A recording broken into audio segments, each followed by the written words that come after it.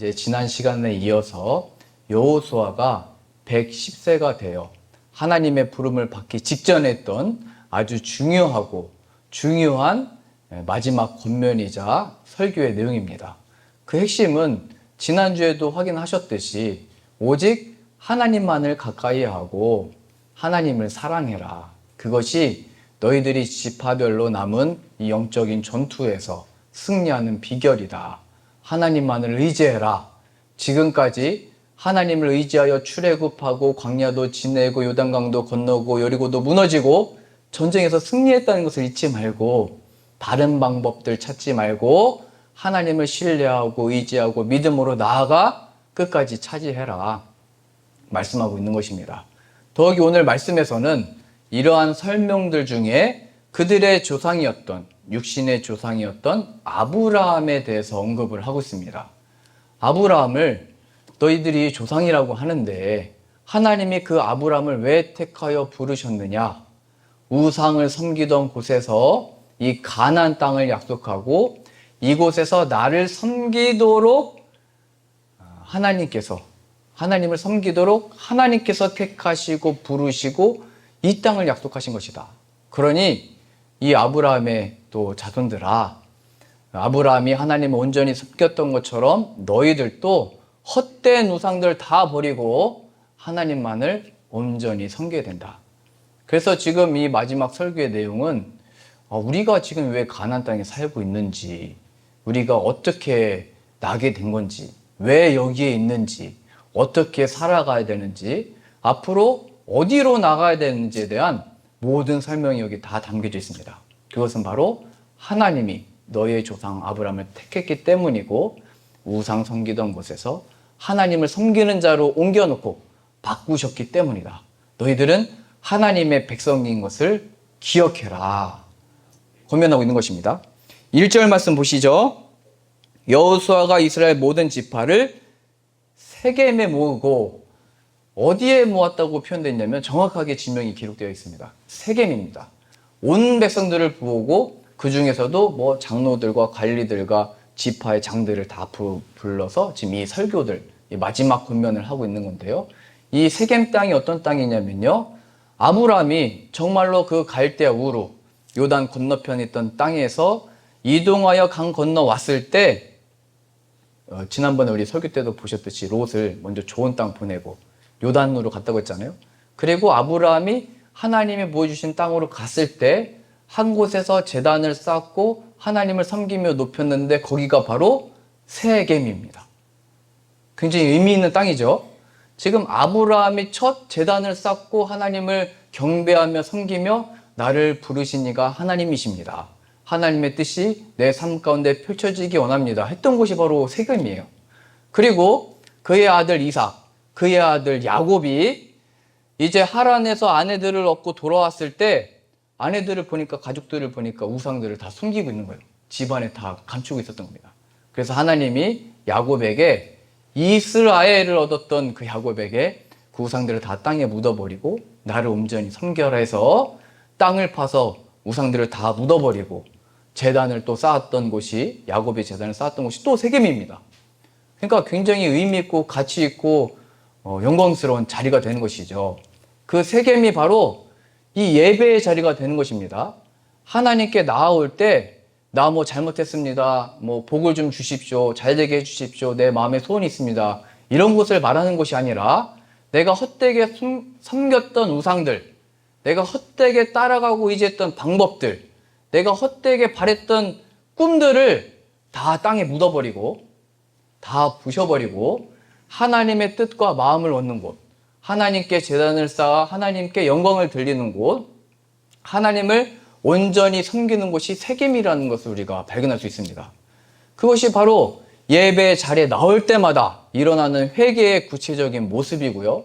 내가 지금까지 우상을 바라면서 내 생명을 얻기 위하여 세상의 것들을 섬기며 내가 이 세상의 것들이 없으면 안 되는 것처럼 안절부절하고 하나님께 구하기도 하고 바랬던 이 연약한 모습들을 불쌍히 여겨주옵소서. 내 이 옛사람은 땅에 묻는다는 것은 뭐 어떻게 묻겠어요?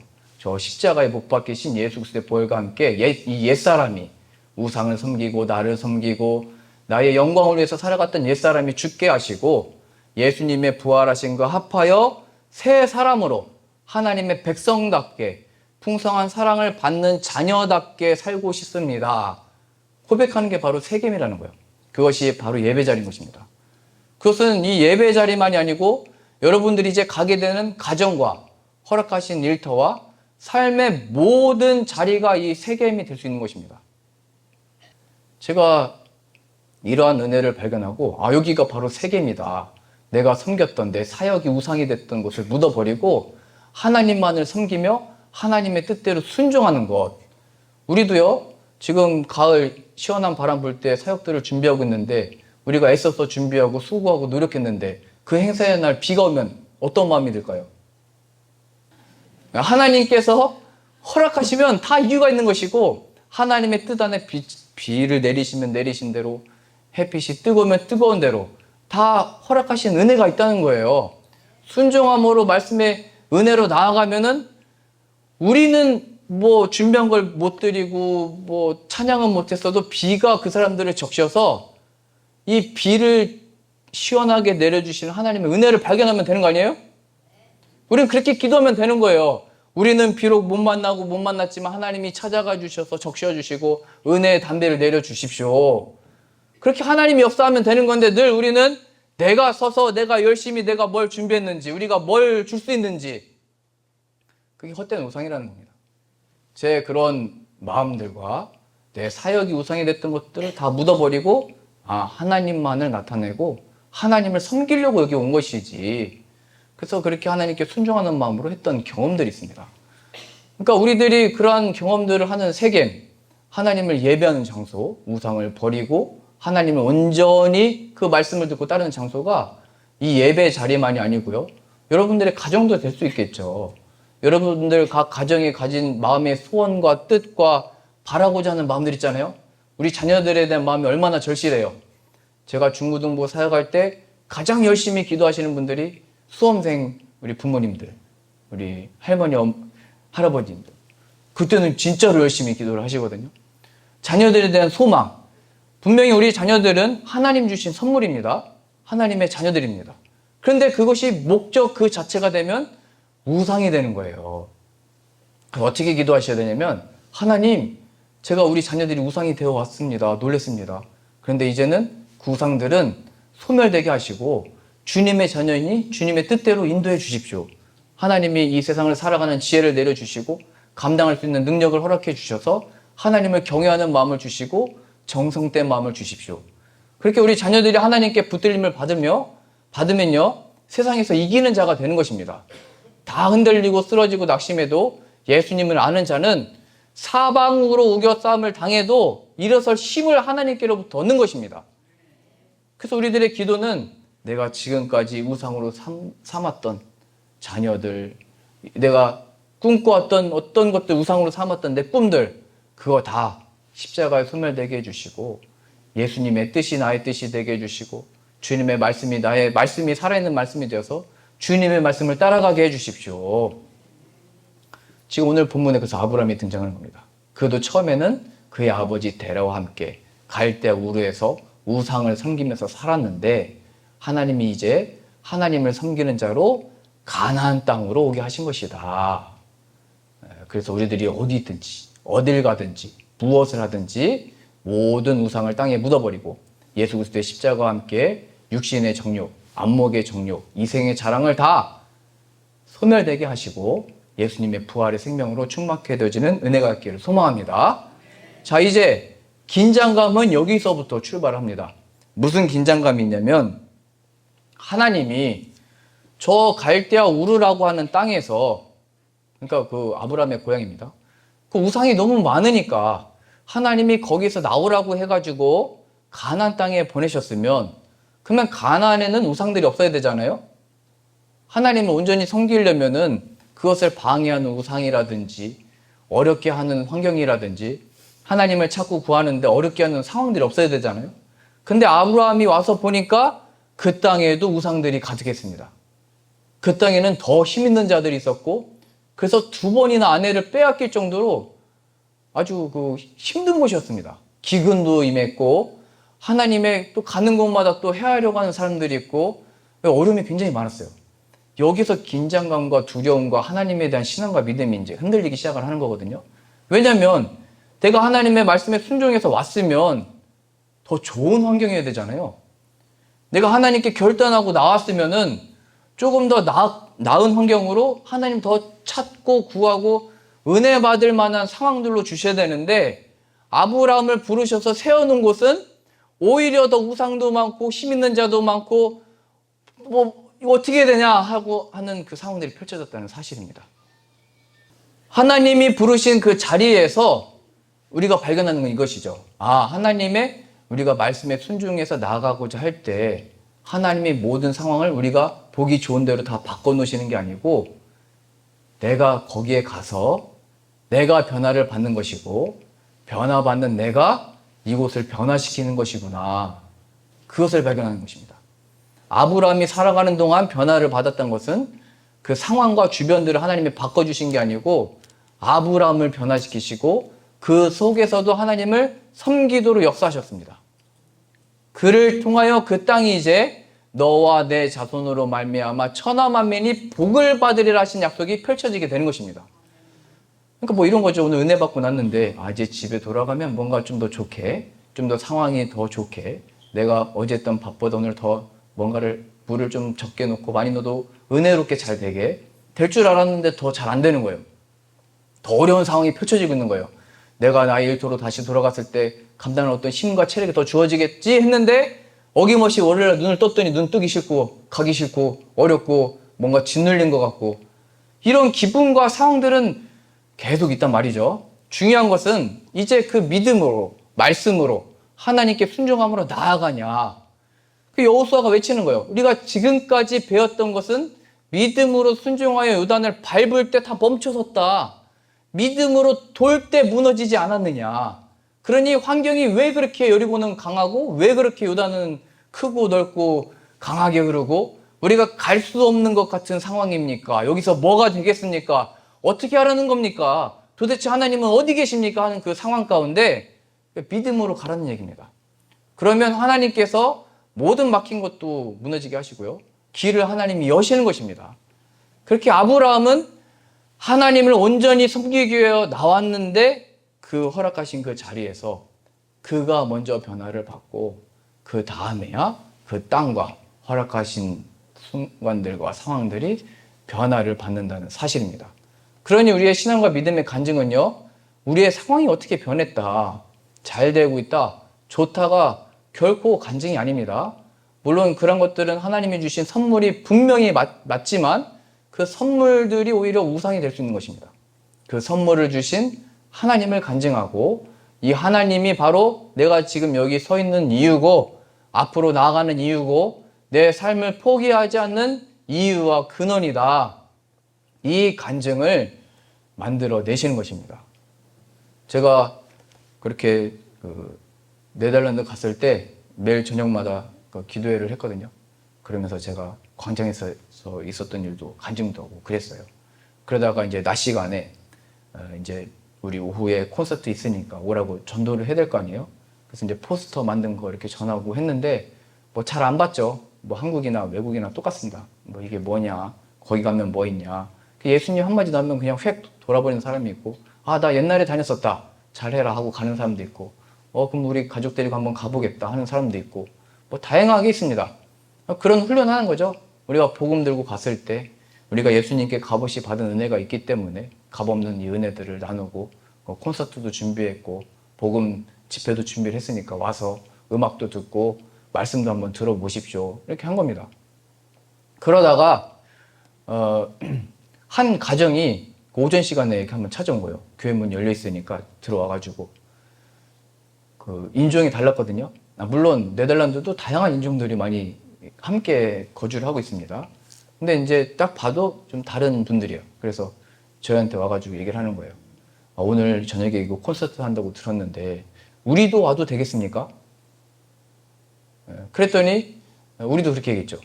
그러면 우리는 되겠습니까? 여기 지금 네덜란드인데 한국 사람 와서 뭐 하는 거 되겠습니까? 이렇게 말한 거죠. 그러니까 누구든지 올 수 있다고. 얼마든지 와서 다 같이 와가지고 같이 음악 듣고 준비된 거 함께 나누고 하시면 된다고. 그랬더니 그렇게 하고 돌아갔는데 콘서트 할 때 딱 오셔가지고 참여를 했어요. 콘서트를 마치고 이제 저한테 찾아와서 얘기한 거예요. 내일 주일인데 그 예배 때 와봐도 되겠냐고. 오시라고. 거기도 다 열려 있다고. 얼마든지 하나님의 은혜에 참여하고 그 은혜들을 누릴 수 있고 하나님 예비하신 그 은혜들과 복이 있다고. 예수님 찾고 구하면 우리가 다 다른 민족이고 다 다른 사람들이지만 예수 그리스도 안에서 하나 된 것을 볼 수 있겠다고. 그러니까 이제 돌아가고 그런 기회들을 얻게 되는 거죠. 제가 그런 경험들을 하면서 느꼈던 게 뭐냐면요. 우리가 원하는 대로, 계획한 대로 초대를 하고 초대를 받고 생각한 대로 다 행사들이 이루어지면 좋겠지만 그렇게 안 된다 할지라도 하나님이 예배해 주신 이런 가정들이 있구나. 하나님이 보내주시는 사람들이 있구나. 이 사람들을 만났을 때 이 은혜들을 함께 나누고 복음을 전하면 되는구나. 그러니까 이 삶과 인생이 내 꿈대로 안 되면 막 화가 나잖아요. 내가 원하는 대로 안 풀리면 막 화가 나고 막 표정이 굳고 어렵잖아요. 하나님께서 허락하신 상황입니다. 인정하고 하나님의 것이니 은혜 베풀어 주십시오. 그러면 하나님이 그 순간에 지혜를 주시고 말씀을 주시고 살려내시고 인도하셔서 하나님이 역사를 나타내시는 것입니다. 그때는 우리가 계획한 것이 아니라 사람이 자신의 길을 계획한다 할지라도 그 걸음을 인도하시는 하나님이라고 말씀하셨잖아요. 하나님의 인도함을 간증할 수 있게 되는 것이에요. 우리가 계획하지 않았던 일들이 펼쳐져서 역사하시고 그 복음의 역사를 나타내신다고요. 그러니까 이건 유연해지는 거죠. 마음의 여유를 갖게 되는 거죠. 내 생각과 내 뜻을 땅에 묻어버리고 십자가 이 옛사람이 못 박혀서 죽게 하시고 온전히 주님의 뜻이니까 주님의 뜻대로 사용하여 주옵소서 할 때 이 말씀의 권세와 하나님의 주시는 지혜와 능력으로 가정이든지 일터이든지 사업장이든지 하나님이 거룩하게 쓰시는 곳이 되는 것입니다. 주님이 주인입니다. 주님의 뜻대로 사용하여 주옵소서. 이 교회도 마찬가지죠. 우리가 수십 년을 여기서 수고하고 눈물을 흘리고 기도한 것 잘하신 것입니다. 이제 주님의 뜻이 이루어질 때인 줄로 믿습니다. 주님의 뜻만이 완전히 서게 하여 주옵소서. 끝까지 기도해야 되는 것입니다. 그럼 하나님이 하나님의 때에 이루어 가신다는 것을 간증할 수 있게 될 것입니다. 여러분들이 저를 만날 것을 상상을 못했죠? 똑같이 저도 여러분들 만날 것을 상상을 못했습니다. 오늘 이런 표정 지을 것도 제가 상상을 전혀 못했는데 하나님은 그러나 내가 순종함으로 주님의 말씀의 진리를 선포하오니 진리로 자유케 하여 주옵소서. 이 말씀을 의지함으로 선포할 뿐입니다. 그럼 하나님이 여러분들의 마음을 주장하셔서 넘어져도 일어서게 하실 것이고 좌절해도 승리의 찬양을 부르시게 될 것입니다. 저는 이 하나님을 믿기 때문에 끝까지 갈 겁니다. 같이 가셔야겠죠? 어디로 갈까요? 하나님이 순종하면 뭐든지 할 수 있게 된 것입니다. 있으라면 있고 가라면 가고. 자, 지금 아브라함을 부르셨을 때 하나님을 온전히 섬길 수 없는 상황이라고 말씀을 드렸잖아요. 이런 조건적인 것들을 하나님이 바꾸시는 것이 아니라 아브라함의 마음을 바꾸셔서 이뤄내셨다. 그렇죠? 이러한 간증으로 또 한 가지 어떤 그 시험이라고 할까요? 어떤 신앙의 훈련을 시키셨냐면 아들을, 자녀를 약속하셨잖아요. 그런데 그 약속을 아브라함이 처음 받았을 때는 75세였습니다. 그리고 그의 아내 사라는 한 10살 정도 어렸거든요. 그러면 가능할까요? 가능한가 보죠? 그래도 그 말씀을 붙들고 왔어요. 너에게 후손을 주고 그 후손이 번창하게 될 것이다. 그런데 시간이 지나도 99세가 될 때까지도, 그래서 중간에 이스마엘을 자신의 방법으로 만들어 버리잖아요. 99세가 되고 사라는 90세가 거의 됐을 때 하나님이 나타나셔서 내년 이맘때 아들이 있을 것이다. 이삭이라고 해라. 그랬더니 사라가 그 얘기를 듣고 웃어버렸잖아요. 아니, 내 남편도 저렇게 지금 끝났고 내 육신도 다 끝났는데 무슨 좋은 일이 있겠느냐 하면서 웃어버렸습니다. 그런데 하나님이 그 순간에 그때에 이삭을 주시고 만드셔서 나오게 하신 거죠. 이 은혜와 역사가 아브라함이나 사라의 능력이 있는 것이 아니고 하나님의 능력이 있다라는 것을 아브라함과 사라에게 배우게 하시고 알게 하신 것이고, 이 세상 열방 가운데 이 능력이 하나님께 있다는 것을 보여 나타내시는 것입니다. 안 되는데 됐더라. 우리의 삶과 인생이 다 막혀있는데 길이 열리더라. 이 막힌다면 아무도 할 수 없을 것 같았는데 예수 그리스도의 보혈의 능력이 다 허물게 하여 주셔서 유대인과 이방인이 하나가 된 교회가 되더라. 우리나라도 100년 전만 해도 남녀가 어떻게 한 자리에 모여서 예배를 드려요? 그렇죠? 어린아이와 어른이 어떻게 겸상을 해요? 어떻게 한 자리에 모여서 주님의 한 입으로 주님의 이름을 찬양해요? 어떻게 노비와 양반이 한 자리에서 함께 춤을 추며 주님의 이름을 찬양을 해요? 이런 놀라운 기적의 역사가 이미 일어난 것입니다. 자신의 정통과 방식이 다 땅에 묻어버린 거죠. 십자가의 보혈의 능력이 그만큼 크다는 거예요.